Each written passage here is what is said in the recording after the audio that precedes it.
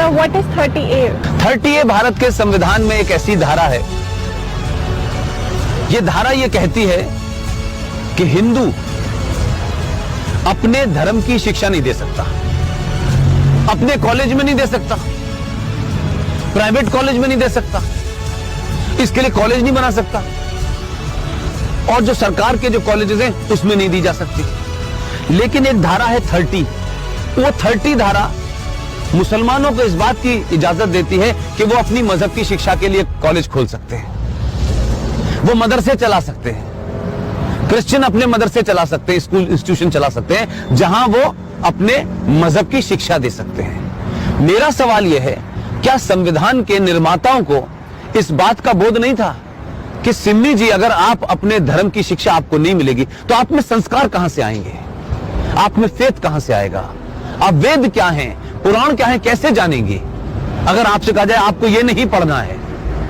और भारत में एक ऐसी सिविलाइजेशन जिसके 5000 साल का जो रिटन डॉक्यूमेंटेशन है, उसमें भारत का कोई भी आप दौर देख लें, कभी भारत की सनातन संस्कृति के मानने वालों ने दुनिया के किसी देश पे हमला नहीं किया। यह शब्द बलात्कार हमारी संस्कृति का हिस्सा नहीं था।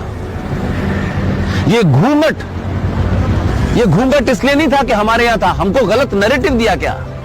ये भारत के अंदर जब मुगल शासक आए, उनका एक ही एजेंडा था कि जितने गैर मुस्लिम औरतें हैं उनका रेप करके उनकी नस्लों को सुधारना है। ये बलात्कार शब्द हमारे साहित्य का हिस्सा नहीं था, ये तलाक शब्द हमारे साहित्य का हिस्सा नहीं था। हमारी परंपरा और संस्कृति में 7 फेरे जीवन भर के लिए जाते हैं।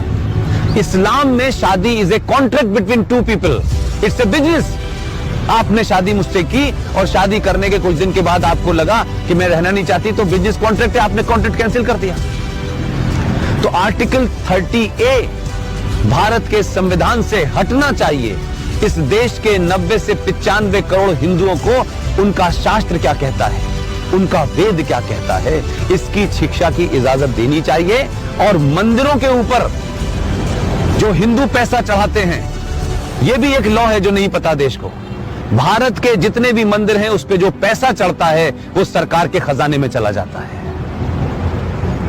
और भारत के मजारों के ऊपर जो पैसा चढ़ता है, जो गुरुद्वारों में पैसा चढ़ता है, वो सारा का सारा पैसा उस धर्म के मानने वालों के पास चला जाता है।